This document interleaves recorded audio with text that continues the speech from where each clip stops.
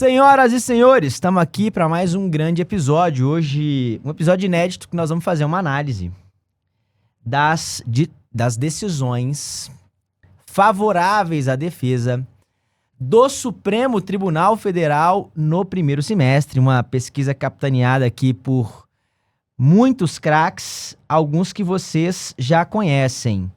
Um deles, meu querido amigo, grande advogado, que foi inclusive assessor de ministro, estão fazendo um trabalho extraordinário em Brasília, que é o Gustavo Mascarenhas, meu outro grande amigo, que são sócios aqui, né? Vocês já viram o Vinícius Vasconcelos aqui, que também pô, os caras são diferentes, né? Juntaram uma Liga da Justiça, montaram um escritório e tá aqui o Caio Salles, que também teve uma experiência como assessor de ministro, hoje em dia tá fazendo um trabalho extraordinário na advocacia e vamos bater um papo muito legal. Só queria que antes vocês se apresentassem, primeiro você, Gustavo, por favor, irmão. Bom, primeiro um prazer estar aqui de novo, André. Eu admiro muito o trabalho que você faz, acho que a capacidade de sintetização de dados de vocês lá é muito legal e é isso que a gente está apresentando nessa pesquisa. E a abrangência do Mindjus é surpreendente, assim, não é surpresa não, porque o trabalho é muito sério, muito bem feito, né? Então não surpreende o resultado de trabalho bem feito. Mas é incrível, né? O que eu recebo de gente falando que viu alguma coisa do Mindjus e foi relevante é muito legal mesmo. Bom, eu sou Gustavo Mascarenhas, sou professor do IDP aqui em Brasília, em processo penal e em direito penal. Sou sócio do Caio, sou sócio do Vinícius Vasconcelos, do Guilherme Carneiro, da Clara. Nós temos um escritório aqui em Brasília. Eu assessorei o ministro Marco Aurélio durante 3 anos e meio. Caio assessorou o Marco Aurélio também, depois assessorou o ministro Alexandre de Moraes. Vinícius assessorou o ministro Gilmar. Todos nós ali tivemos, de alguma maneira, em gabinetes, né? Pelo menos os sócios. Então, a experiência que a gente tenta trazer é o que a gente via no Supremo na nossa rotina, né? Implementando a advocacia, né? Eu acho que essa pesquisa que a gente faz aqui nos dá muito subsídio para trabalhar, né? Casa muito com o que vocês fazem no Mindjus e é muito importante para o advogado também entender os números, entender a pesquisa empírica para melhorar ou refinar a sua atuação ali. Fantástico. Então, acho que é esse o espírito desse bate-papo de hoje aqui. Caião, se apresenta pra turma aí, irmão. André, primeiramente, obrigado pelo espaço aqui, por nos abrir a oportunidade de falar, né? Acompanho o conteúdo de vocês, de extrema relevância, de extrema abrangência, e eu acho que um dos grandes méritos que você tem, né, com o Mindjus é de democratizar o debate, de veicular as decisões que são importantes e sempre de uma forma bastante crítica, né? E também, obviamente, as teses que sejam favoráveis às defesas, para que isso chegue nos colegas, né? E a jurisprudência seja observada nas outras instâncias. Eu, como o Gustavo falou, nós somos sócios, né? Eu assessorei o ministro Marco Aurélio no Supremo, depois assessorei o ministro Alexandre de Moraes no Tribunal Superior Eleitoral e logo após fui para o escritório do Gustavo, com o Vinícius, o Guilherme... Agora nosso. Exatamente. O Vinícius, o Guilherme e a Clara, né? E acho que, como o Gustavo falou, hoje, pela quantidade de processos, não há como entender o Supremo Tribunal Federal ou o STJ sem a exata compreensão dos números, para verificar o que eles revelam, né? Então, é necessário fazer uma análise aprofundada sobre esses números e verificar de forma individualizada o padrão decisório de cada um dos ministros, dos órgãos colegiados, né? Como cada ministro se comporta nos órgãos fracionários ou no ambiente do plenário. Isso é essencial para a definição de uma estratégia na advocacia, né? Para buscar internamente a solução favorável ao cliente. Cara, fantástico. E só para vocês entenderem, pessoal, nós vamos fazer uma análise aqui do ministro que mais concedeu habeas corpus para o ministro que menos concedeu habeas corpus e também falando dos temas que são mais importantes dentro desse padrão decisório. Muito importante que você acompanhe do começo ao final. Tem um material denso aqui, ó. Denso mesmo, tá aqui. Pô, os caras fizeram um trabalho, pô, bonito, viu? Vou mostrar aqui, ó. Trabalho bonito, tá tudo impresso, com timbre, um negócio organizado. E o que eu vou fazer? Comenta aqui, ó, eu quero. Comenta aqui, comenta assim, STF. Pronto, comenta assim. Comenta STF aqui nos comentários para receber esse documento. Todo mundo que comentar STF vai receber esse documento aqui, pra vocês terem em mãos esses dados que nós estamos analisando. Primeira coisa, turma, que eu acho que é importante pro pessoal que tá em casa entender. Qual metodologia que vocês utilizaram para coletar esses dados aqui? Porque isso é uma coisa muito importante, Sim, né? Saber claro. da metodologia. Eu Vamos acho lá. o seguinte, ó, isso daqui foi uma ideia minha e do Vinícius. Lá em 2018, nós assessorávamos os ministros e percebemos que havia ali uma aba no site do Supremo chamada Estatística, tá? Ok. Essa aba existe até hoje. Então, se você for a essa aba Estatística, você consegue baixar tabelas de Excel, né? Com os números do Supremo. A gente usava isso no gabinete para entender o funcionamento dos gabinetes, para todos os que estão nos ouvindo, né, entenderem. Há uma disputa que é bastante curiosa, né, sobre produtividade de gabinete a gabinete, tá? Então, há os gabinetes mais produtivos, há os menos produtivos. A produtividade é medida por decisões dadas, né? Decisões e votos de relatoria própria. Então, existe sempre o gabinete que mais produz. Esse gabinete, historicamente, é o ministro Alexandre de Moraes. E os outros que estão produzindo ali. E há uma disputa entre os ministros, velada ali, mas há uma disputa entre os ministros, de quem tem o maior ou menor acervo ali, né? E se o acervo do gabinete cresce de uma semana para outra, o titular do gabinete liga para todos os assessores e fala assim, então, por que cresceu? Por que o meu acervo está saindo de um número para outro, se os demais não cresceram o acervo? E aí você tem que entender o acervo do gabinete, tem que entender as decisões que o gabinete está dando, tem que entender as classes processuais que mais ou menos estão sendo decididas. Então a gente entendeu que existia essa tabela. Depois a gente conseguiu isolar essa tabela. Eu e Vinícius fomos isolando a tabela. Então você consegue, com alguma técnica e persistência ali, isolar a tabela de habeas corpus, de RHC, por exemplo, e ordens concedidas. Então você consegue colocar as não concedidas e as concedidas. Para a gente, na advocacia, interessa aquelas que foram concedidas. Fantástico. Mesmo no estudo ali, né? E a época eu saí do Supremo em 21, o Vinícius saiu em 22, você saiu em 21, foi pro TSE e saiu em 23. Mas a gente sempre pensou, né, em que eu nunca quis ser juiz, então eu naturalmente iria para a advocacia ou para o Ministério Público, sempre quis ser advogado. Então, na visão da defesa ali, o que importava? Não aqueles que tinham sido indeferidos, mas os que tinham sido deferidos e mais. Eu, tendo esses números, queria isolar cada um deles para entender os porquês de serem deferidos.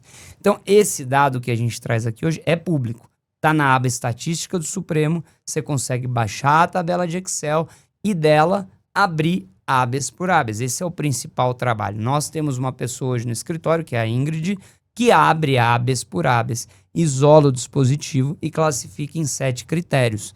Então, por isso que a gente consegue entregar uma pesquisa aqui. Então, o universo é todos os habeas decididos no Supremo nesse primeiro semestre, né? Ou seja, pode ser que tenha habeas que entrou, né, que foi formalizado, mas não foi decidido. Isso aqui não está na pesquisa. Então, o universo é de decididos. Dentro dos de decididos, o recorte é os de concedidos. Então, esse é o nosso recorte. Depois a gente vai atrás de um recorte um pouquinho específico, que é aqueles que foram agravados e concedidos os agravos. Então, tem um universo bem definido. Decididos, concedidos. Desses, abrimos todos, um a um, e classificamos, né? Então, o método da pesquisa. Fantástico. Só um comentário, turma, só para vocês entenderem. Isso aqui, ó, aqui estão os dados. E aqui estão todos os dispositivos, tá? Então, tô falando isso para mostrar que é de fato uma pesquisa séria. E um comentário, Gustavo, sobre isso, e eu entendo, né? Vocês tiveram essa experiência, mas olhando para a advocacia do lado de cá, a advocacia está o tempo inteiro também cobrando os ministros, os tribunais superiores por produtividade, por velocidade, e isso naturalmente acaba exigindo dos magistrados e dos gabinetes uma celeridade na Sim. prestação jurisdicional, né? Então isso é uma coisa que, de fato, é do momento. A gente até entrevistou, inclusive, em razão dessa dinâmica, desembargador do TRF1, que é o Eduardo Moraes da Rocha, Sim, que ele fez um negócio histórico de produtividade. de produtividade, saiu em tudo que é canto, inclusive aqui. Sim. Então, um negócio importantíssimo. Mas vamos lá, Caião, sobre metodologia, alguma coisa a mais você acha que é importante acrescentar? Eu tenho um passo que eu acho que é o essencial dessa pesquisa, André, que é o seguinte: após o monitoramento dos dados brutos, né, de forma bruta, a gente entra em um por um para verificar, e conforme nós percebemos a existência de um padrão, a gente cria como se fossem, digamos assim, caixinhas para poder sistematizar os temas concedidos. Então, isso exige que na pesquisa a gente adote critérios que sejam uniformes, porque senão dá divergência de número e a gente não consegue sistematizar. Por exemplo, a gente quer verificar quanto o Supremo, no geral, concedeu de regime.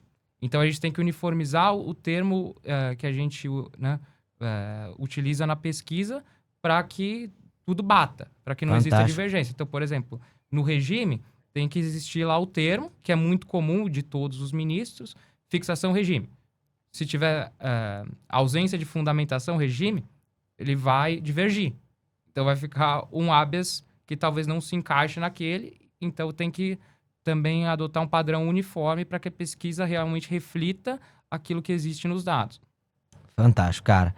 E para eu entender aqui, então, nós temos aqui um total de 260 ordens concedidas, é isso? E o universo que você perguntou é de 2.827 decisões. Então, são Deve dar o quê? Uns 9%, mais ou menos? 2.827 decisões analisadas. Analisadas, né? E concedidos foram 260. Habeas corpus. Habeas Habeas corpus. corpus. Fantástico. Isso. Aqui um outro ponto, né? A gente analisa só habeas corpus nessa pesquisa. Não analisamos RHC, tá? Porque RHC a gente tem como classe residual no Supremo desde que a gente estava lá. No caso Lula, habeas corpus 152752, o Pleno analisou e disse que o RHC é uma classe residual. E você não precisa, de fato, de todos os procedimentos do RHC. Você pode interpor um HC. Então, via de regra no escritório, a gente não faz RHC.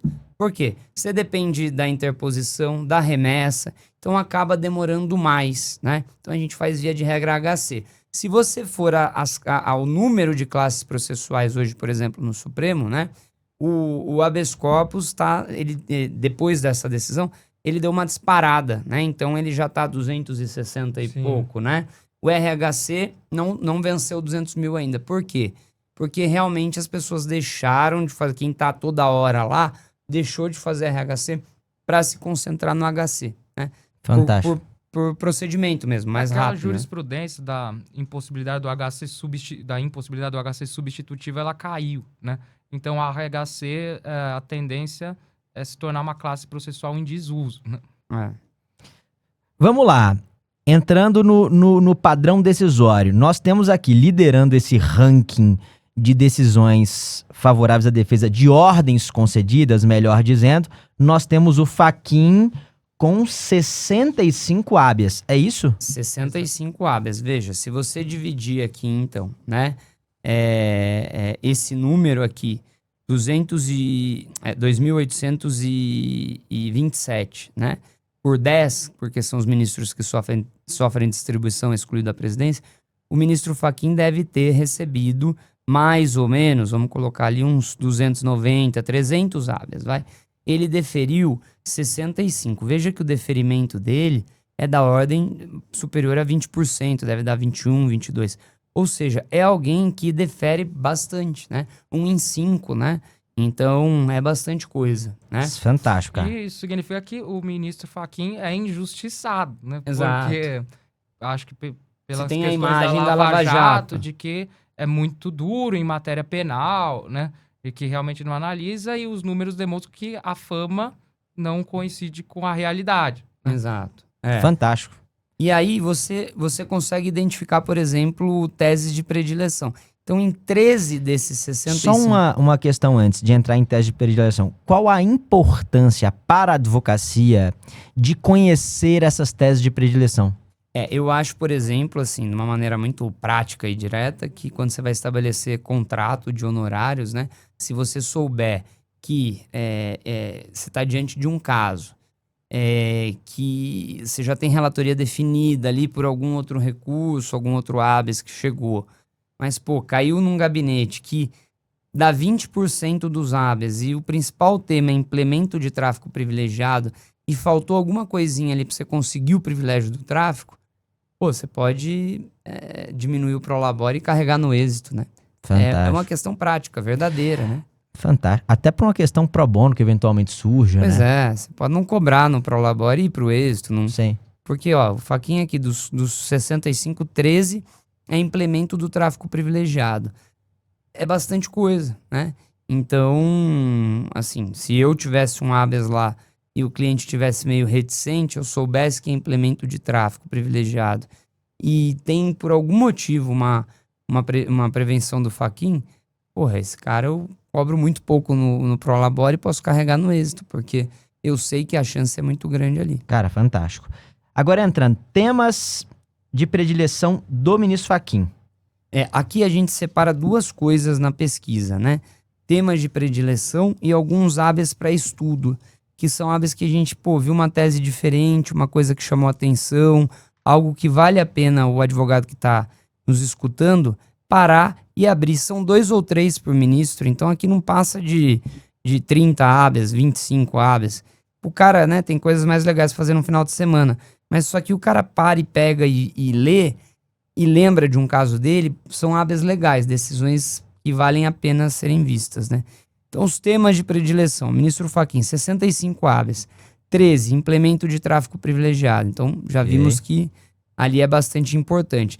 Disso também tiramos que o ministro se dedica à dosimetria, né? Porque se em 13 vezes ele concedeu e 13 vezes, de novo, da distribuição de mais ou menos 290 habeas, veja como é um número relevante ali, né? Nós estamos falando de 5% dos habeas distribuídos a ele sendo deferidos por implemento de tráfico. Então, é bastante legal isso de ver que ele refaz dosimetria também. Então, se eu tivesse, de novo, um cliente que vai me procurar, tem uma prevenção do ministro Fachin e é para refazer dosimetria, eu sei que o ministro se dedica a refazer dosimetria. É bom de pegar o caso, né? 5 deles, regime mais benéfico. Então, veja, tá baixando o regime ali. Fundamentação ali, ó. 10 de falta de fundamentação. Falta de fundamentação da preventiva, ausência de requisitos do 312. Né? Então, 10 ali também é um número relevante. 5, implemento de regime mais benéfico. 6, por incompatibilidade da preventiva com o regime semiaberto. Aqui você vai ver isso se repetir muitas vezes. Esse é o terceiro maior tema do Supremo hoje. Os juízes, ou vários deles, não ainda entenderam que se a condenação é em semiaberto, eu não posso manter o cara preso para aguardar recurso. Esse aqui é o negócio. Né? É um pouquinho ilógico isso. Esse aqui, André, é um dos poucos temas que se repete no padrão decisório de todos os ministros. Esse tema, todos. 4 aqui. Incompatibilidade da preventiva com o regime semiaberto. Isso aqui, cara, também é um dado muito legal. É um caso que a gente já teve no escritório e que esse dado foi relevante, porque, veja, nós sabemos que todos os ministros deferem esse tema. Chegou a você um caso em que o sujeito foi condenado no semiaberto e tá preso preventivamente, porra, pode pegar de graça. Se você souber que o cara vai pagar o êxito, você vai ganhar. No Supremo você vai ganhar.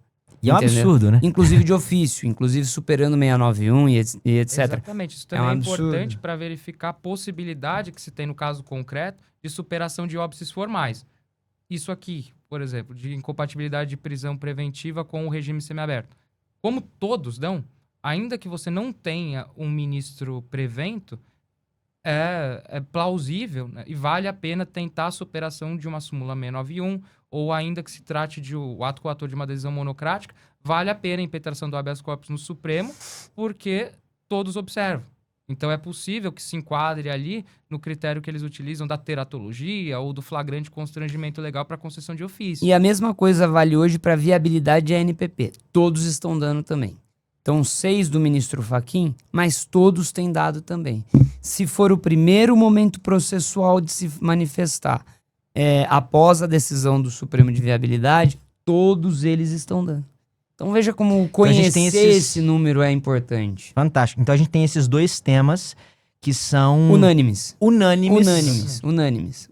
Cara, fantástico. Todos os ministros têm esse Todos. O ministro esse que menos fundamento. concede, ministro Flávio Dino, tem alguns casos de viabilidade de ANPP. Cara, fantástico. Agora entrando aqui nos casos para estudo, Caião, o que você acha que é importante aqui mencionar desses casos? Só mencionando o número dos habeas aqui para o pessoal anotar. Quem comentar vai receber o documento, mas quem não comentar vai ter que anotar. HC 255336, lembrando que a gente está analisando ministro Fachin, né? Então, ministro Fachin.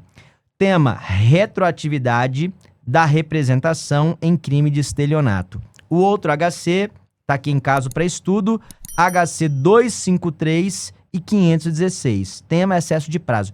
Por que esses aqui são casos para estudo? Esse aqui nós pegamos, esse primeiro 255-336, por também ser um assunto paradigmático lá na jurisprudência do Supremo, desde a superveniência do pacote anticrime, de como o Supremo interpretou a alteração que fez inserir o crime de estelionato não mais como de ação penal pública incondicionada, mas o submetendo à representação, e como isso era interpretado nos casos já em andamento.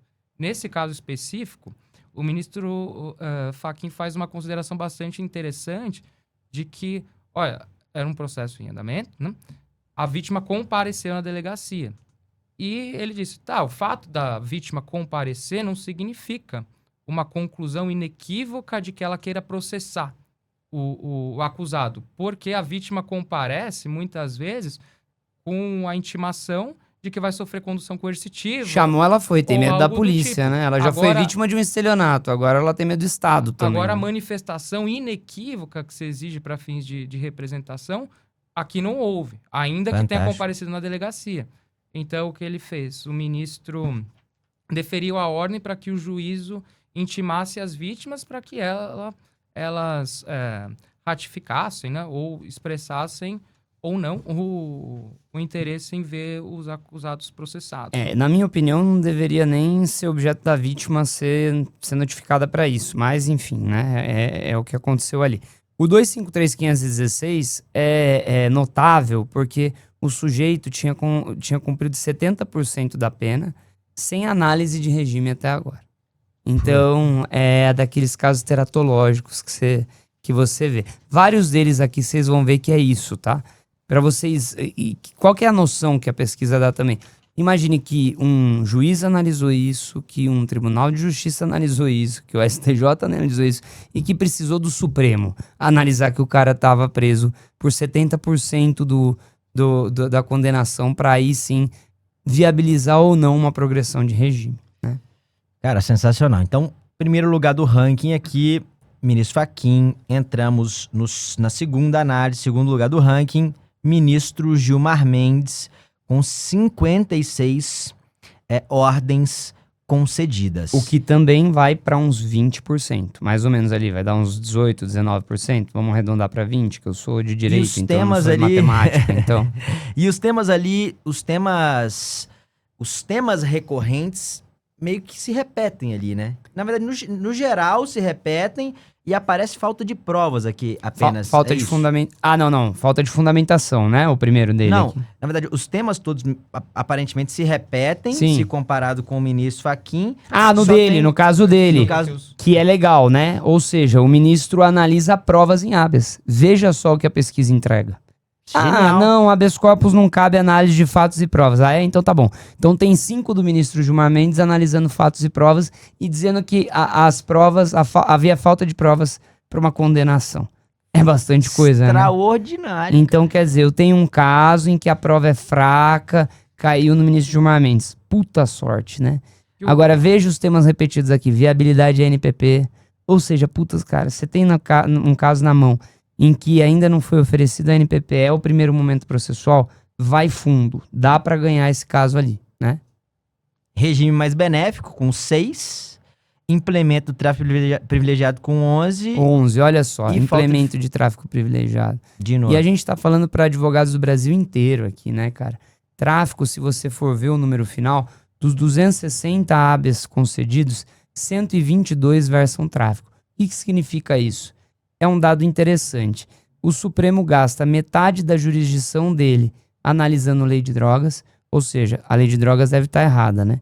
E pra gente que tá na lida todo dia ali, se você tem um caso de tráfico de drogas, de implemento de regime, implemento do privilégio do parágrafo 4º do artigo 33, vai fundo.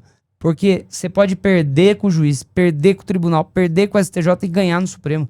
Todos eles, você vai ver que esse é um tema recorrente para todos eles, né? E aqui, né, nessa matéria do privilégio, o que se insere, né? Aquela questão do bis in idem, de valoração da quantidade na primeira e concomitantemente na terceira fases da dosimetria. Depois a questão, quantidade por si só não é suficiente para se concluir pela dedicação a atividades criminosas. Processos em curso ou até condenação, né, atos infracionais, não justificam por si só o afastamento da causa de diminuição, porque também não demonstra dedicação a atividades criminosas. Então, são diversos fundamentos que o Supremo tem utilizado, né, para viabilizar essa concessão da causa de diminuição. Ó, a gente separou aqui 2 habeas de falta de provas, 255095, 253635, né? Então, veja, ele foi analisar mesmo o conjunto probatório. Se você for aqui no nosso outro documento, você vai ver os dispositivos. Mas o Caio tem uma memória impressionante. Então a gente vai testar a memória dele agora. Do que falam esses 2 habeas? O 255095, ele diz que o ministro Gilmar absolveu o acusado ali. Ou seja, absolvição em habeas na última instância possível. É demais, né? Tendo em vista a circunstância de que não havia sido demonstrada de forma substancial a intenção de comercialização do entorpecente que havia sido apreendido com ele. Né? Então, aqui é importante ressaltar, o ministro ele nem só desclassificou para um artigo 28, ele simplesmente considerou a atipicidade da conduta, porque ele disse que a quantidade é ínfima de entorpecente e não se produziu nenhuma prova sobre isso. E aqui é um habeas da tese da máxima de experiência, né? Esse é um tema novo, bem legal, que o Vinícius tem se dedicado a estudar.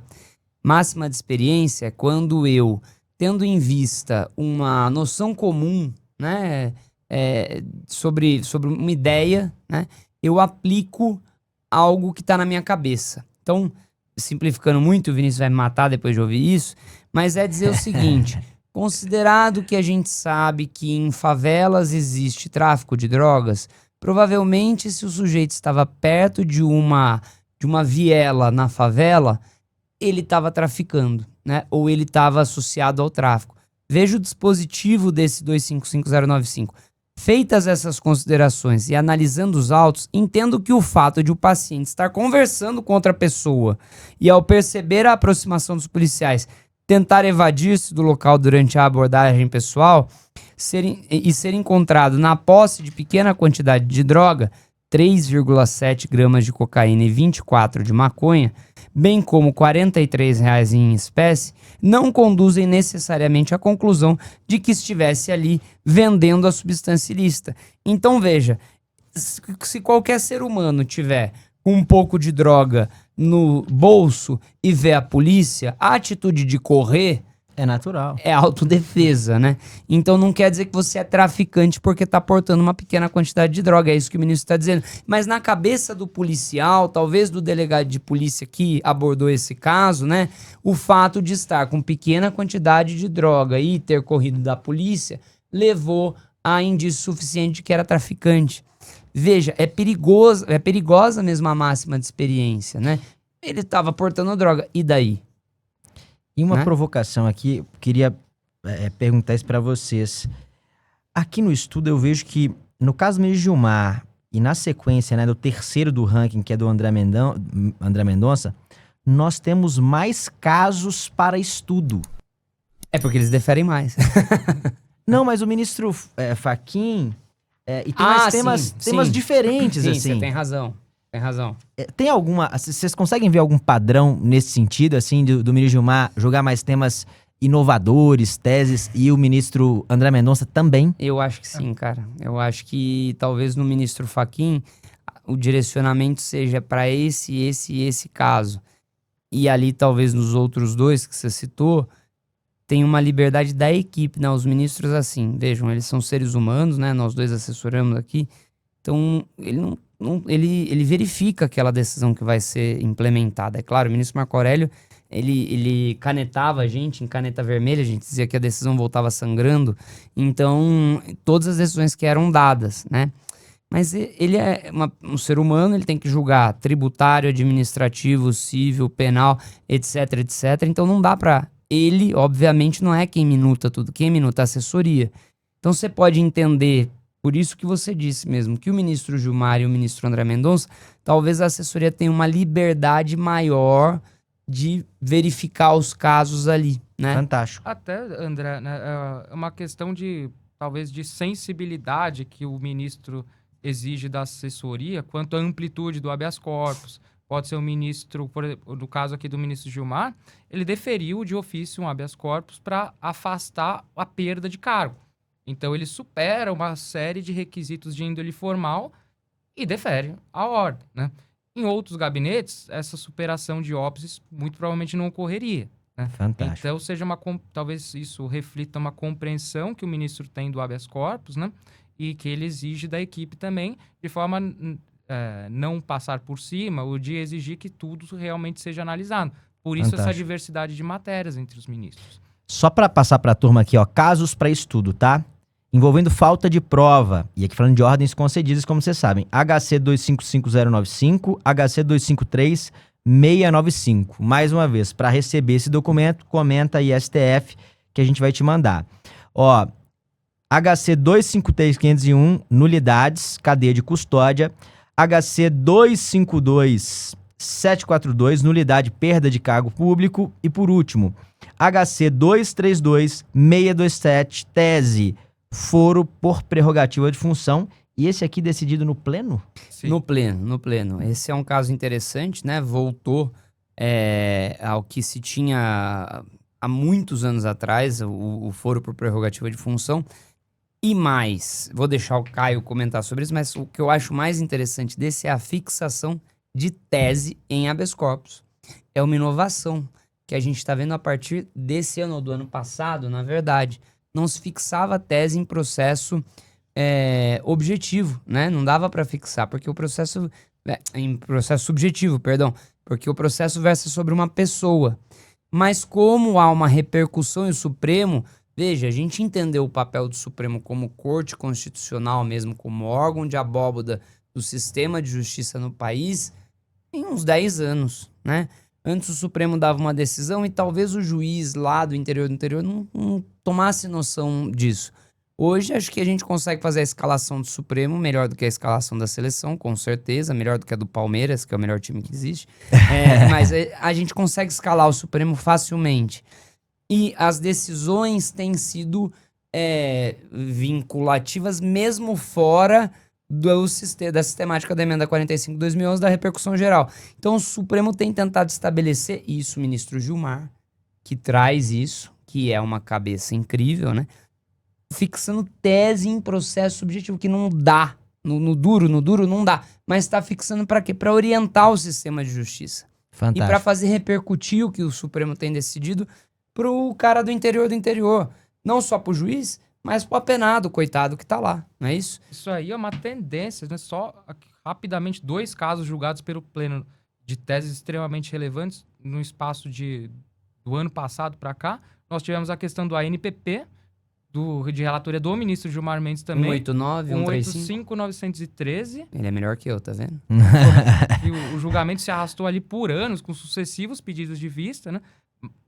Estabelecida tese sobre a questão da retroatividade do ANPP e essa questão do foro por prerrogativa de função, que é esse 232627, que inovou sensivelmente na jurisprudência, que repristinou a antiga súmula 394. E né, tinha sido cancelada. Havia sido cancelada, né, no inquérito de relatoria do ministro Sidney Sanches, de que envolvia ali a questão da extensão da prerrogativa de foro quando se tratasse de crime funcional, né, e o agente político perdesse o cargo. Então, ou seja, o ex-detentor ainda possuía foro por prerrogativa de função, desde que a acusação envolvesse delito praticado com vinculação ao cargo. Aqui o interessante Muito desse legal. caso, André, eu acho que para nossa audiência pensar mesmo, acho que hoje é um papo mais atido aos números, mas também super técnico, né? Imagine que o Supremo passou a tentar buscar de fato o espírito da lei. É isso que aconteceu aqui. Porque, veja, o que aconteceu na prerrogativa de função em relação ao foro, né? Aconteceram algumas mudanças. A última delas, capitaneada na questão de ordem da ação penal 937. 937, o ministro Barroso implementou uma tese que foi verificada no pleno e ganhou por maioria, que era, bom, fim do mandato, tudo que não for em razão do mandato e que não existir mais mandato deve cair, certo? O que aconteceu? A gente estava na assessoria. Cara, pra gente foi bom. A gente declinou de o ministro no caso, mas né, o gabinete declinou de um monte de coisa. Desentupiu muito ali, né? Só que aí, o ministro Gilmar traz um estudo do espírito da lei. Qual que é o espírito da lei? É defender a pessoa ou o mandato? É defender o mandato. Hoje a gente tem mandatos coletivos até, uma tentativa disso em São Paulo, né? É uma gestão ali do mandato por pessoas que renunciam para outras assumir. Então não é defender a pessoa, é defender o mandato. Por quê? Porque o gestor ele tá no mandato para exercer decisões. E eu não devo defender a figura, devo defender o mandato. Fantástico. Então, o que o ministro traz em tese é que vai se prorrogar, mesmo a fim do mandato, mas para os atos do mandato. Então, eu não estou defendendo a pessoa, mas o mandato. O espírito da lei, de fato, me parece não ser defender uma pessoa na prerrogativa, mas a prerrogativa do mandato. Ela assinou aquilo porque ela estava no mandato. Então, pronto. Então, aí o Supremo repristinou a súmula cancelada para fazer valer uma visão em habeas corpus.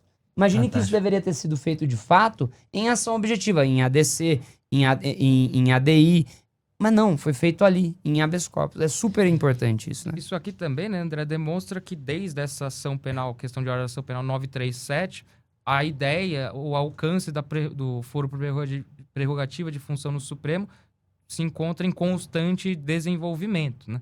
Porque quando a súmula foi cancelada, acho que, se eu não me engano, é inquérito 687, questão de ordem. Próximo ministro- podcast vai ser sobre memória com o É Caio. isso. O ministro Sidney Sanches. Ali a discussão entre os ministros foi muito interessante, né? Houve votos vencidos do ministro Sepúlveda Pertence, por exemplo, de que ele sempre defendeu, porque era uma jurisprudência muito tradicional do Supremo, desde até do ministro Vitor Nunes, que defendia essa ideia da necessidade de se estender a prerrogativa de foro aos crimes cometidos, né? Quando havia relação. O ministro Gilmar traz isso de volta e repristina uma súmula depois de 20 anos. Só pra gente evoluir aqui, Caio, que a gente tava discutindo isso antes, né? Esse 253.501, que é a nulidade de cadeia de custódia, acho que você tinha uma opinião sobre isso, não era? Era aqui era Porque eu acho que é importante, a cadeia de Tema custódia... importantíssimo, cara. Importantíssimo. É fundamental, né? É uma das ondas agora, né? Que tem esse negócio. Teve a onda do reconhecimento fotográfico, teve a onda do GCM, e agora a cadeia de custódia é uma das grandes ondas aí, né? Sim. Um tema. Cadeia de custódia e RIFs. Não sei se tem alguma coisa de. Aqui não tem, né? Cara, aqui não tem, sabe? Porque... Mas vamos falar de RIF no final. No final. Tá. Nulidade, cadeia de custódia. Aqui foi um caso em que não houve a preservação da cadeia de custódia quanto à apreensão de entorpecente que se deu no ambiente. Aqui era um crime militar, né? Aí o ministro Gilmar constatou que não foi possibilitada a realização de contraprova, né, que não foi preservada a apreensão do entorpecente em si, e ainda assim era uma quantidade ínfima de entorpecente, né? Não houve corroboração, não houve produção de nenhum outro elemento de prova.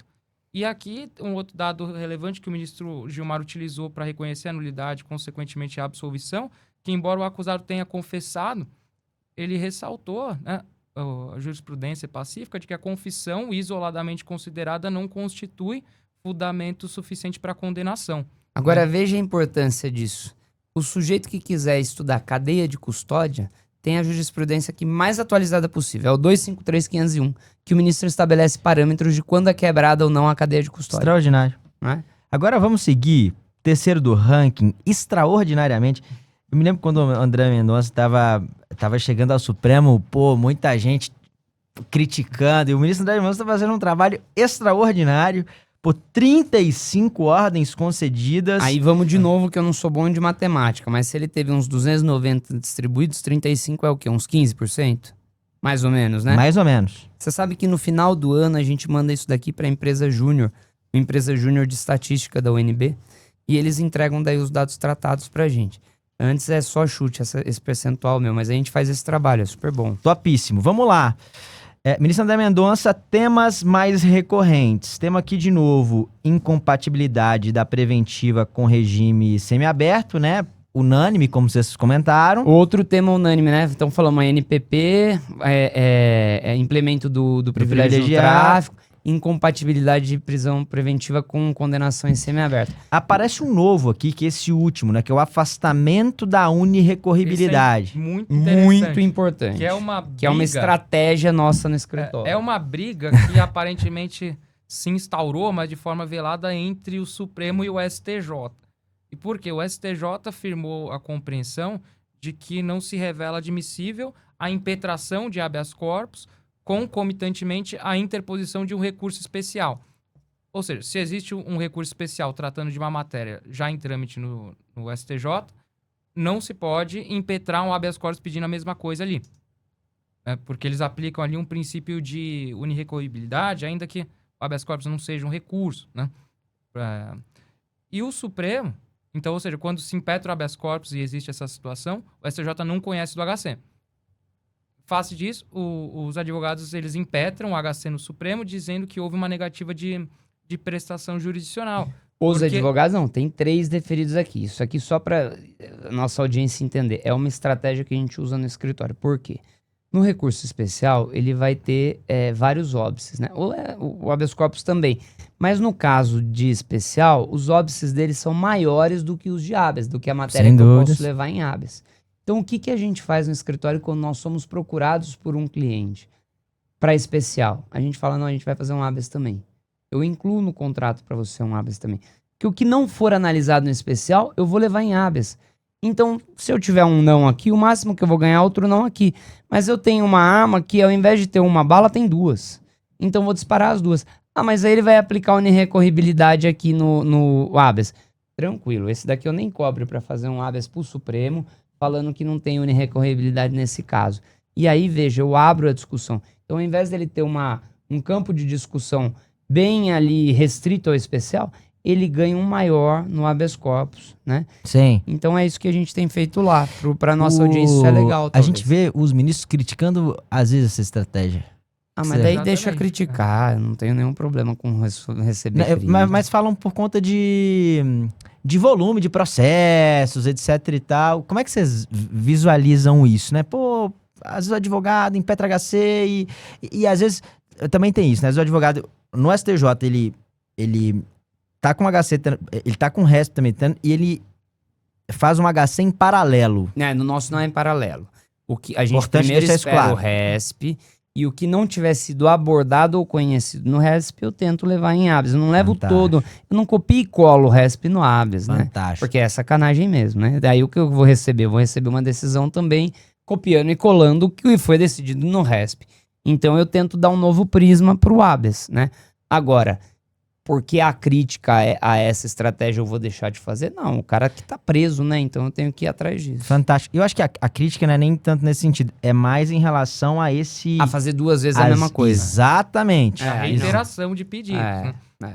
A reiteração de pedidos. De fato, a Porque é reiteração... sacanear quem tá trabalhando do outro lado do balcão também. Fala assim, Exatamente. pô, é de novo isso daqui? Aí não dá. E também tem uma coisa, né? Às vezes até um dos pedidos é apreciado, às vezes a ordem é até concedida do habeas corpus, né? Que é apreciado mais rapidamente, e o advogado esquece de desistir. Do especial. Aí é mais sacanagem ainda. Então, só pra deixar claro isso aí, né, turma? O que ele tá falando aqui não é esse não essa estratégia aí de uma atuação concomitante. São 2 balas, mas você não vai disparar as 2 ao mesmo tempo. Primeiro uma, depois a outra. Até Fantástico. porque, né, André, no RESP, normalmente o recurso vai ser mais extenso porque é necessário que se coloquem todas as teses necessárias da defesa. No habeas corpus, ainda que seja impetrado posteriormente, você pode focar em uma ou outra tese, né? Verifica-se ali qual é a tese que tem maior chance de acolhimento, faz uma coisa direta, né? Que vai ser Fantástico. muito menor, vai ser de tramitação muito mais rápida e com incidência de menos óbices processuais. Fantástico. Fantástico. Casos para estudo. Algum comentário importante aqui? Só deixar os números, né? Para aqueles que não colocarem lá o STF nos Vamos lá. comentários. Fala aí os números. 249.420, nulidade processual decorrente de verificação de decisão que homologou a NPP. 253.249, prisão de ofício. Ainda tem juiz que não entendeu a mudança da legislação e decreta a prisão de ofício. 256.068, afastamento de novo da unirrecorribilidade ali. Perdão, de novo não apareceu agora, mas a gente vai ver em outros. É o que, basicamente? É o que? O ministro mandando o STJ julgar o habeas corpus. Mandando julgar. Que foi impetrado. E aí com pode o ser que resto. o advogado pense sim, que tá nos ouvindo e falar, mas vai julgar de má vontade. Cara, no STJ, cada ministro tem 13 assessores, no Supremo 11. Às vezes o assessor que vai reanalisar aquilo não é o mesmo que analisou antes, então fica tranquilo. E também ninguém tá lá pra ferrar ninguém, os caras estão lá pra trabalhar. Assim como eles dão ordem no tribunal local, eles tomam ordem do Supremo. Tomou ordem, vai fazer de novo, com tranquilidade o trabalho. Acho que você vai se lembrar, nós tivemos um caso lá, quando nós estávamos na assessoria do ministro Marco Aurélio, era um caso do TRF4, eu nunca me esqueço desse caso. O advogado interpôs uma apelação e, concomitantemente, impetrou um HC. O objeto do HC era reconhecer uma nulidade por falta de intimação da acusada que havia sido condenada. O TRF, o que ele fez? Não vou conhecer do HC porque você tem apelação tramitando e existe essa preliminar. Impetrou contra isso o HC no STJ, o STJ não conheceu, dizendo o mérito da controvérsia não foi apreciado, incidiu supressão de instância. Chegou no Supremo. Aí ali o ministro Marco Aurélio o que fez? Ele deferiu uma liminar, não apreciando o mérito da questão da ausência ou não de intimação. Ele mandou o TRF apreciar o mérito do HC sob o seguinte fundamento. Não existe óbice constitucional que inviabilize o HC junto com a apelação e a matéria é nitidamente compatível com o HC, que é uma questão de direito consistente em saber se houve vício ou não na intimação. Ok, fizemos isso, depois me lembro até que houve parecer favorável da PGR para manutenção e o TRF julgou o HC e concedeu. Cara, fantástico. Muito legal. Último HC? 255.243, esse é nosso. Aê, pô, que legal. E isso daqui é violação. Prefeito que foi investigado pelo juiz da cidade, né? E não teve supervisão, na verdade, originariamente do TJ, né? Foi esse caso recente? De ontem, Pô, né? que legal, Pra cara. você vê que a pesquisa é boa, né? Pega caso nosso e pega caso de anteontem. Então é isso. Que legal, cara. Puta caso. HC 255.243. Quarto do nosso ranking aqui, ministro Dias Toffoli com 27. número também considerar 27. 10%, vamos colocar, mais ou menos? 10%. 9,5%. Por aí. Temas mais recorrentes. Aqui tem um tema novo aparecendo, né? Que é a atipicidade material da conduta. Insignificância. Então tem reconhecido bastante insignificância. 5 de insignificância? É Cinco. muito, né? É bastante. 4 deles de defensoria pública. Então, você vê que a defensoria faz também um bom trabalho, né? Fantástico Deve ter trabalho. defensores ouvindo a gente. Os trabalhos deles são... Regime mais Ótimo. benéfico. Porque, assim, sinceramente, ainda tem juiz que arbitra tráfico de drogas, portanto, fechado. É Com base inacreditável. na 8.072, ainda de um desses. Aqui, ó, viabilidade NPP, tá vendo? Sempre é bom. Unanimidade. E o outro, incompatibilidade de preventiva com o semiaberto. Porra. Unanimidade. E 2 de nulidade, né? Fantástico. Casos para estudo aqui. Vou deixar Algum o oráculo destacado? falar. Esse aqui, André, eu achei bastante interessante porque o paciente havia sido condenado por 2 crimes. Qual que você tá falando? Qual deles? Perdão, é 253.939. Fantástico. Havia sido condenado por 2 crimes o ministro ele concedeu a ordem no primeiro momento para reconhecer a prescrição em relação a um deles e, na sequência, como passou a ser viável a ANPP pelo preenchimento do requisito objetivo, né, excluindo o primeiro crime, ele determinou que o Ministério Público já se manifestasse sobre isso. Em habeas, Em ó que habeas legal. corpus, né? Sensacional. Isso que vale a Numa pena ir mesma até o decisão, fim. ele reconhece a prescrição e já determina a conversão em diligência para que o Ministério Público se manifeste. 255993, trancamento de ação penal. Meu primeiro cliente foi uma grande empresa. E aí os caras me ligaram e falaram Esse assim... HC também é seus? Não. Ah, tá. Mas foi uma grande empresa que me ligou e falou assim, olha, a gente tá com 22 PICs pelo Brasil e a gente viu ontem uma decisão de trancamento no Supremo de PIC. Então a gente quer um orçamento para trancar os 22. Como se fosse um passeio no parque. Eu falei assim, deixa eu te falar, é muito raro o trancamento de inquérito ou de processo no Supremo. Aí eles falaram assim, mas tem um de ontem. Eu falei, pô, ontem foi um dia especial, então. E aí eles me encomendaram, antes de contratar, um estudo de quantos casos tinham sido trancados no ano anterior no Supremo. Isso era, eu abri o escritório em 2021, eu fiz um estudo de 18 a 20. Era assim, 18, 9, 19 acho que era 10 ou 11, e 20 eram 7 casos. Então, quer dizer, é excepcional trancar o inquérito ou o processo. Então, acho que todas as vezes que a gente se depara com um trancamento, tem que parar para ver por que trancou. Porque às vezes pode ser nosso caso. Mas, pô, é difícil. O advogado tá de parabéns aqui, né? Então, HC 255 993. 993. E aqui foi paciente impetrante. Paciente impetrante, era um advogado. Se você que tá assistindo aqui é advogado de algum desses casos, manda mensagem pra gente aí, me chama aí claro. no Instagram, chama o Gustavo. Fala o Instagram aí, Gustavo. Gus Mascarenhas. Gus Mascarenhas, manda mensagem pra gente ali, pra gente, pô, conhecer seu trabalho, pô, Claro. ver como é que foi a peça. A gente consegue isso ver também nos processos públicos, mas pra gente trocar uma ideia, estreitar laços.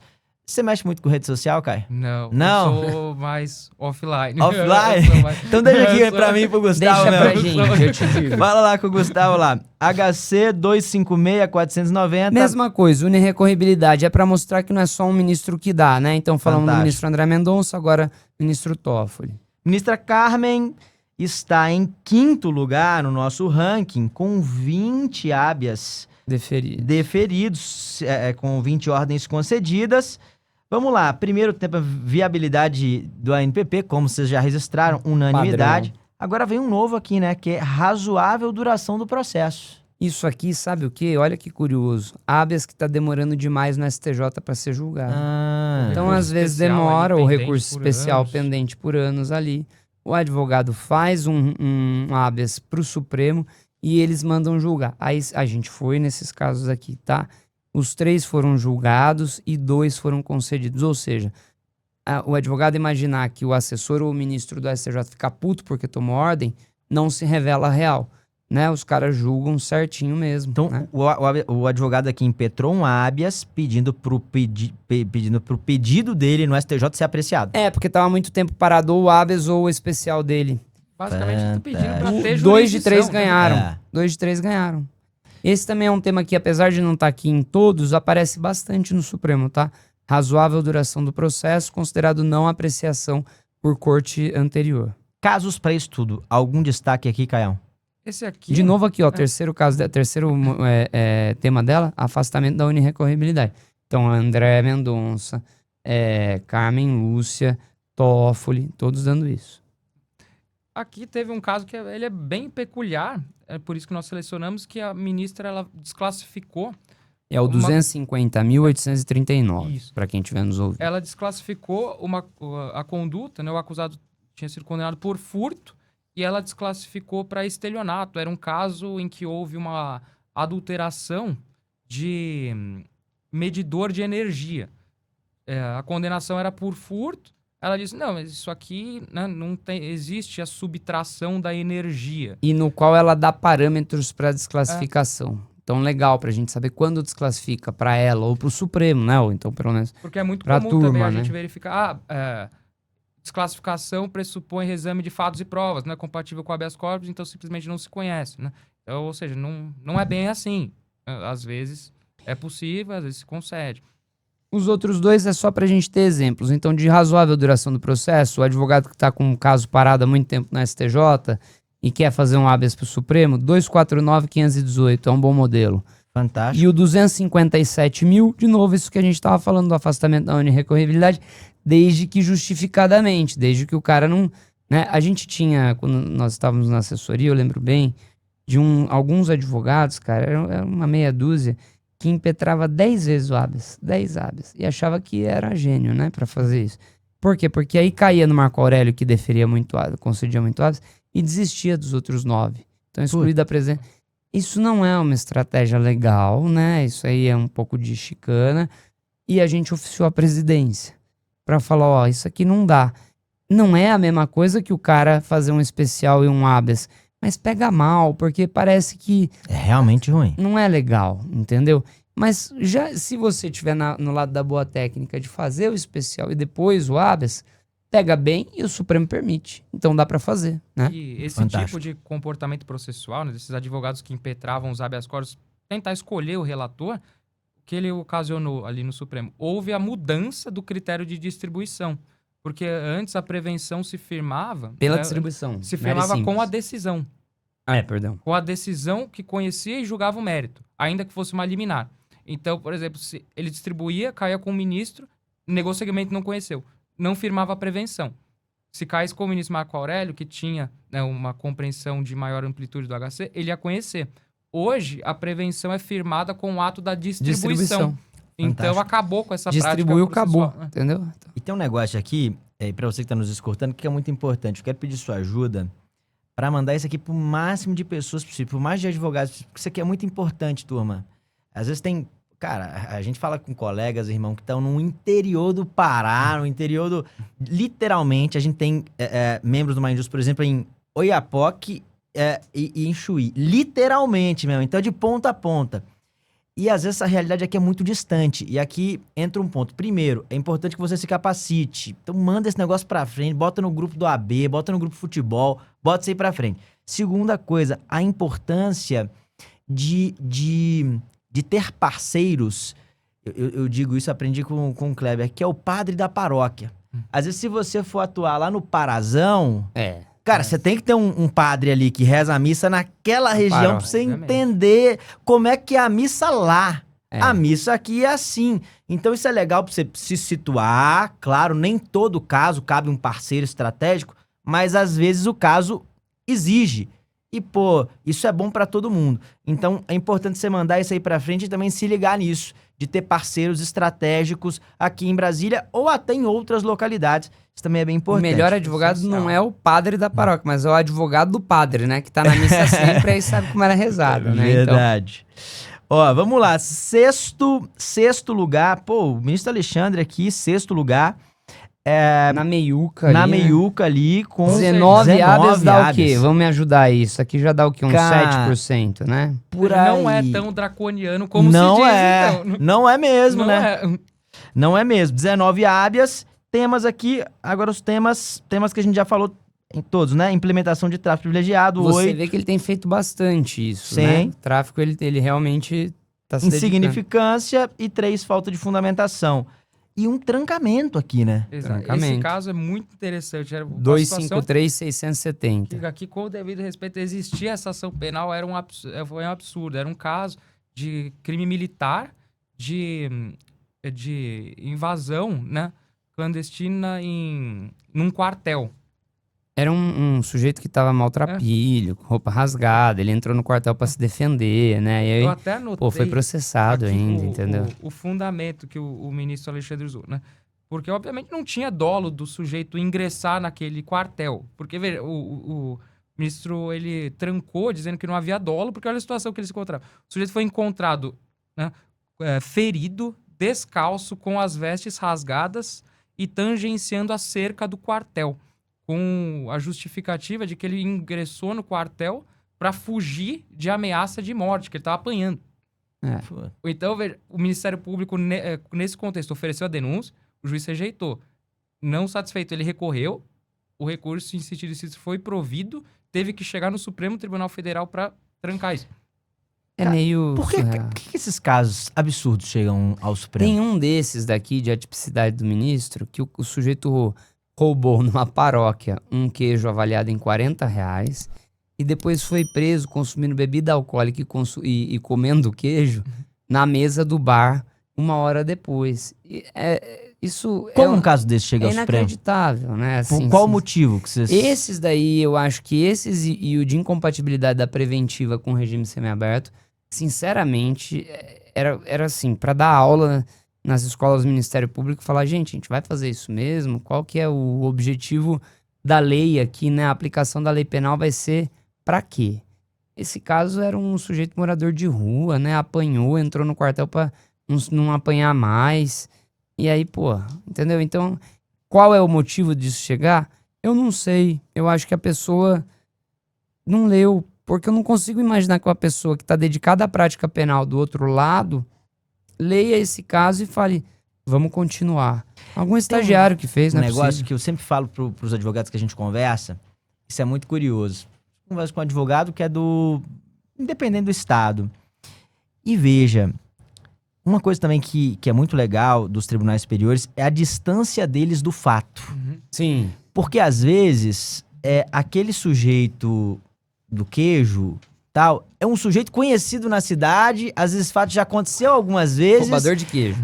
Ele sabe? E às vezes tem uma questão local que a gente não sabe, e essa questão local, ela é juridicamente irrelevante, isso, você tem mas razão. acaba sendo levada adiante. O ministro Fux falava muito isso, né? A gente acompanhava muito a turma, porque o ministro Marco Aurélio sentava na primeira turma, e o ministro Fux falava, olha, eu fui membro do Ministério Público no interior do Rio. E lá era isso, pô, o cara roubava o bar, ele roubava 2 vezes, 3 vezes, 4 vezes. Se eu não prender o cara alguma hora, não dá. Tem Verdade. que mostrar pro cara que tem lei penal. Então, você tem razão. E também tem um outro aspecto nisso, e aí reforça... Acho que talvez eu que tenha participado das aulas, então. Não disso, Gustavo. Reforça a importância do advogado atuar nas cortes superiores. E a gente fala com muitos, cara. Sim. E a grande maioria dos advogados para no TJ. A grande esmagadora Sério? maioria. Pô, não. Pelo amor É de assustador. Deus. É assustador. É tanto que hoje em dia, pro cara ingressar numa indústria, responde um questionário e um dos questionários é: atua nas cortes superiores, sim ou não? Cara, a gente tem um dado lá, agora não vou saber dizer exatamente, mas uma média de 56% dos advogados não atuam nas cortes superiores. Sério, porra. Cara, o que eu posso tirar disso também, veja só, a gente usa muito dado no escritório, você usa muito dado no MindJus. Obviamente, nós somos limitados, né? Imagina o cara do Oiapoque e do Chuí tendo ideia agora de como usar dados. Meu Jesus. Olha a importância de colecionar os dados, Absurdo. né? E pode ter coisa que a gente não tá vendo Vamos lá, aqui, ministro né? Zanin, pô, muitos advogados tinham uma expectativa gigante com o ministro Zanin, liderando o ranking. O ministro Zanin tem 7º lugar com não tá 17 hábeas, 17 ordens concedidas. Mais ou menos 5%, né? Isso, tema já unânime, né? Validado o NPP, regime mais benéfico. Aqui tem um tema novo. Foi um tema que fez muito sucesso na época do Marco Aurélio, especialmente, né? Foi o domiciliar da mãe. Ó como o Caio é melhor que eu. Vamos ver se eu vou bem nessa. Habeas corpus coletivo 143617, Eu acho que é 627. Ele é melhor do que ministro eu. Lewandowski. Do ministro Lewandowski, que é aquele habeas corpus coletivo, tratando do 318, né? Que até agora tem juiz que não aprendeu que mãe ou gestante, mãe de menor de 12 ou gestante, tem direito. Não é que o juiz pode escolher deixá-la em casa. Ela tem direito a domiciliar, né? Então, 3 habeas corpus nesse sentido, né? E casos para estudo aqui, eu tô vendo que tem um diferente aqui, suspensão Do júri, do 255-597. Esse caso, André, confesso que nunca havia visto numa situação dessa que havia um habeas corpus em tramitação no STJ com agravo regimental pendente. Esse julgamento do agravo foi suspenso por pedido de vista e a defesa sustentou que a tese ali deduzida era juridicamente plausível, só que o julgamento do júri já havia sido designado e estava na iminência de acontecer. Por isso, ele impetrou o HC pedindo para conceder a ordem a fim de suspender a realização do júri e garantir, né, a plena eficácia do pronunciamento do STJ. Fantástico. Uma estratégia muito boa, Muito inclusive, boa do né, advogado. para não esvaziar o pedido de vista e não esvaziar a discussão que se encontrava já em andamento no STJ. Cara, muito legal.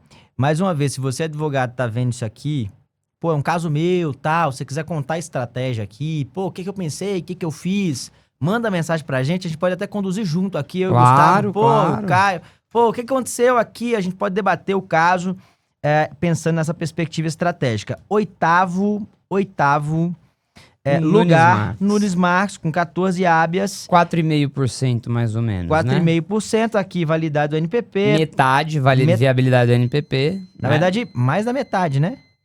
Não, de 14,6, né? Metade, ok. E bis in idem. Legal, isso aqui é uma tese que a gente identificou pela pesquisa. O ministro diz que em casos em que você está sendo acusado por organização criminosa e associação para o tráfico, nos quais a organização criminosa é dedicada ao tráfico de drogas, prevalece a associação, que é menor do que a organização, e ele está absolvendo em habeas pela organização 3 vezes. E isso aqui é novo, ele começou a fazer isso agora. Que legal. Então é uma tese identificada pela pesquisa. Olha que legal, que a gente Muito pega legal. na foto ali direto. Muito legal. Turma, vamos parar de ler esses números. Pra Vai pegar ter os lá. números, comenta STF aí que a gente manda pra vocês. Só um, que eu gostaria de 256.209, que a gente tem o dispositivo dele aqui, porque é do tema 280, da busca pessoal. Acho super legal, Teve né? uma decisão... Teve uma decisão quê? ontem, né? Desse não sei se esse é de ontem, Essa eu matéria acho tá que em não. discussão hoje lá na segunda turma, no plenário Ah, é virtual. isso? Hoje, né? É isso. Isso, no plenário Ah, virtual com em julgamento andamento, que vai até... É num recurso extraordinário, Vai que vai até- até segunda-feira. 2 recursos extraordinários do ministro André Mendonça. Isso. São recursos do MP contra decisões concessivas do STJ. de Agora, busca veja, pessoal e busca acho- domiciliar. Acho legal a gente falar dessa decisão, porque isso daqui deve se refletir em várias dos colegas que estão ouvindo. No caso, a mera leitura do acórdão, o qual consignou que, durante patrulhamento de rotina, o réu demonstrou nervosismo diante da presença policial, evidencia a ausência de demonstração de justa causa para busca pessoal, porquanto não houve apontamento de qualquer elemento concreto que demonstrasse tal conclusão. Em face do exposto, concedo a ordem de habeas corpus a fim de reconhecer a ilegalidade da busca pessoal. Veja só, o fato de, durante patrulhamento, o sujeito se demonstrar nervoso não leva à viabilidade de busca, né? É bem legal isso. Bem A gente legal. deve ter vários casos dos colegas assim. E é bem Vários interessante casos. isso daí, porque essa matéria de busca pessoal, né, ela é mais acolhida no STJ e normalmente no Supremo, o Supremo só caça, né? as decisões. Verdade. Então, ver que o Supremo eventualmente também acolhe isso é importante. Importantíssimo. Cara, vamos lá. Nono, caminhando pro final, ministro Fux com 9 hábeas. Quantos por cento? 3%. 3%. E aqui temas bem pacificados, né? Viabilidade do NPP, como vocês já comentaram, unanimidade e regime mais benéfico aqui. Habeas interessante, 254.430, concessão de indulto. Veja só, a gente está tendo vários casos lá no escritório também, né, Sim. Caio? Aquele indulto de 22, se o advogado parar para estudar ele, olha, tem aplicação legal para hoje, tá? Para hoje ainda, acho que vale a pena. Cara, e por último, o ministro Flávio Dino, com impressionante 6, ó. 2%, cara. Caraca, Que me surpreende ministro aqui, Flávio claro, Dino. claro que não cabe a mim qualquer crítica, mas não tem nenhum de falta de fundamentação, né? Então, é isso, né? Aqui, domiciliar para mãe, viabilidade NPP e regime mais benéfico, né? Então, O ministro Flávio Dino sempre participa de entrevistas, podcasts. Eu vou convidar o ministro Flávio Dino para vir aqui convida pra gente entender. pra gente entender esse O que me número aqui. parece, sinceramente, Seis o ministro hábeas. foi juiz, né? O ministro que foi juiz de primeiro grau pode talvez privilegiar a visão do colega de primeiro grau, Sem dúvidas. que está em maior contato com o caso, que tem um conhecimento, que você disse, os tribunais superiores, eles têm uma vantagem de estarem afastados, né? Fantástico. E por isso, assim, na minha cabeça, se o crime era mais bonito ou mais feio enquanto eu estava assessorando, pouco importava. Mas você também perde um pouco da noção do quente do caso.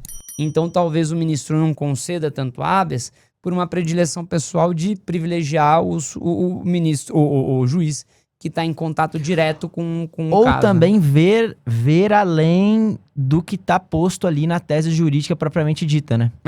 Pode ser. Desses casos para estudo, algum comentário? Olha, o 257.962 é regime mais benéfico. Metade dos casos do ministro de concessão, 3 deles de 6, foram para abaixar o regime. Então, acho que para ele vale um modelo para ele do que quando concedeu ou não o regime mais benéfico. E o outro de viabilidade de NPP, o 243.784, você deu uma olhada. Esse é bastante interessante, que o Ministério Público na origem tinha negado, né? O ANPP era uma acusada de descaminho, sob o fundamento de que havia a habitualidade delitiva, porque existia outro procedimento administrativo com fatos parecidos, né? Então ele negou. O acusado pediu para que houvesse o juízo de revisão, né, do parágrafo 14 do artigo 28 lá do CPP. O juiz negou, dizendo que era um caso de evidente não preenchimento dos requisitos, falou que nem caberia a revisão. O ministro, contudo, ele entendeu que o mero fato de existir um procedimento administrativo não seria um fundamento manifestamente, né, que afastasse de forma manifesta a aplicabilidade do NPP. Então, ele concedeu a ordem para que a Câmara de Revisão do Ministério Público efetuasse o juízo, né, André, veja que das 260 ordens concedidas, só 2 foram colegiadas, né? Então, olha só como é importante você conhecer seu julgador, né? 258 foram monocráticas, né? Mais de 99%, se a gente ficar falando em percentuais aqui, né?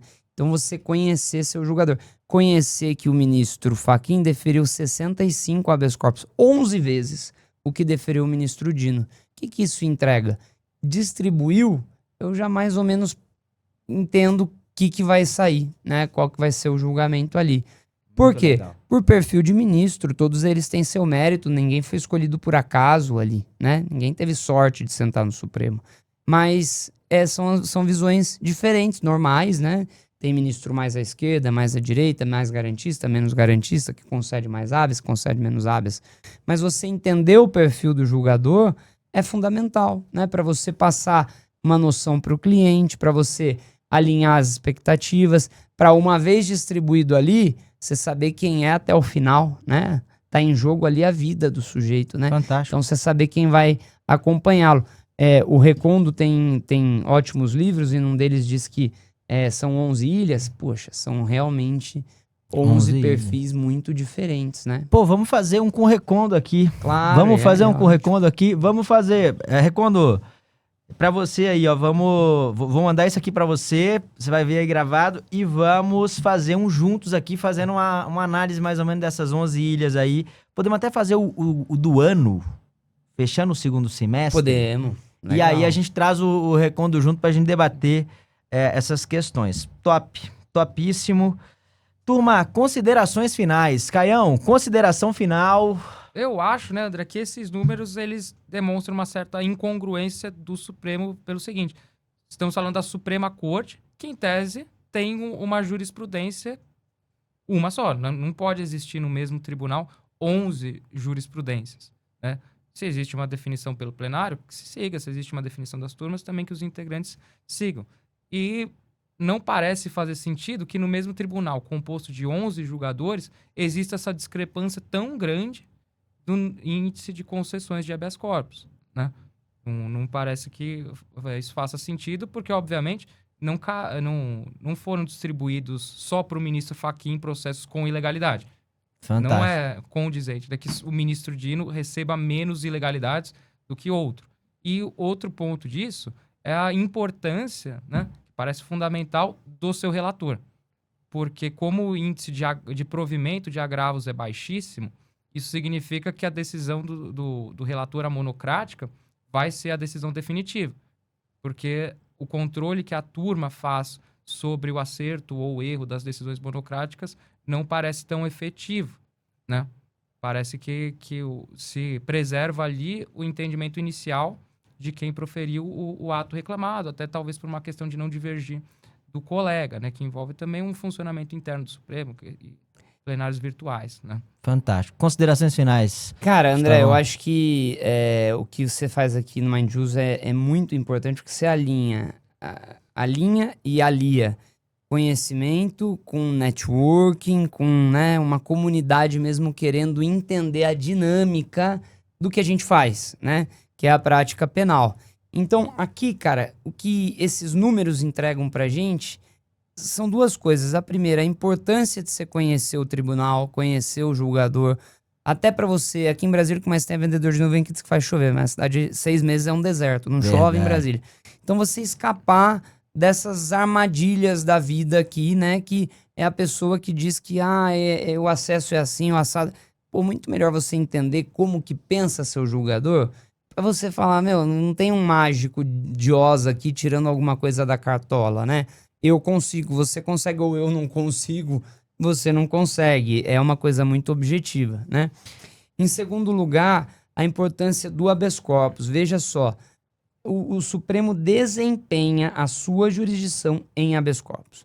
O Fantástico. STJ, a gente até pode fazer depois uma pesquisa disso, mas desempenha boa parte da sua jurisdição, provavelmente a maior parte dela, em habeas corpus, mais do que em recurso próprio, do que em especial. E aquilo que... E aí no habeas corpus a gente está vendo agora a fixação de tese. Então veja que o habeas corpus vai ganhar mais e mais protagonismo, né? E ali a diferença de um julgador para o outro, de uma turma para outra. Você comentou dos RIFs. Nós ganhamos os 2 casos primeiros de RIF em discussão no STJ, são nossos. Então a gente ganhou os 2 no STJ. E a reclamação dos Ministérios Públicos do Pará e do Paraná, os casos levados ao Supremo em reclamação, os 2 sortearam primeira turma, um ministro Zanin, relator, outro ministro Alexandre, as 2 decisões cassadas. A primeira turma tem cassado decisões do STJ dizendo que não se pode encomendar RIF. É uma postura da primeira turma. A segunda turma a gente vai conhecer agora a postura. O primeiro foi distribuído ao ministro Gilmar Mendes, semana passada ou retrasada. Então a importância da gente acompanhar isso. E se a segunda turma der? Pô, a primeira turma não tá dando, né? Então, pô, tem que unificar no pleno isso. Cara, né? fantástico. A gente estudar isso, né? É quase que a gente entender a dinâmica do sistema de justiça sendo como uma pirâmide que para no Supremo, mas para você entender a pirâmide, você tem que começar do cume, né? Se você ficar só na base, você não vai entender por que acontecem as coisas na base. Se você não conhecer a base, você vai ficar muito preso ao topo. Então você tem que conhecer a pirâmide como um todo. Concordo. Mas emana do Supremo. Se emana do Supremo, isso aqui que a gente tá fazendo, tem uns episódios mais legais desse podcast, né? Mas esse daqui é pra explodir a cabeça mesmo, pro cara parar, anotar número e estudar, entendeu? Durante o final de semana. Eu acho que é um negócio legal também, Gustavo, que fomenta um tipo de advocacia técnica. Técnica. E muitas vezes, quem tá muito distante, não tem atuação nenhuma no Supremo, e às vezes a gente escuta isso, não, a atuação em Brasília é política, e não é. Tem excelentes advogados aqui, fazendo advocacia técnica, que estuda. Então você vê aqui o Gustavo conhece as decisões, o Caio conhece as decisões. Não é, cara, é estudo mesmo, é dedicação, é número, é estatística, é ler os acordos, é trabalho duro aqui, né? Trabalho técnico. Então, isso também fica de exemplo para a advocacia como um todo, inclusive na busca de um parceiro, né? Pô, não, é que, cara, cuidado. E que pode ser o cara, pode ser você que tá ouvindo a gente, que tem uma ideia melhor do que a gente tá tendo aqui e pode dinamizar melhor esses números, né? Pode ser. Fantástico. Né? É isso. Fantástico. Turma, comenta aí STF para receber, não esquece disso, se quiser receber, né? E manda pra frente esse negócio. Faz chegar longe. Isso é bem importante para advocacia, isso é bem importante para o sistema de justiça como um todo.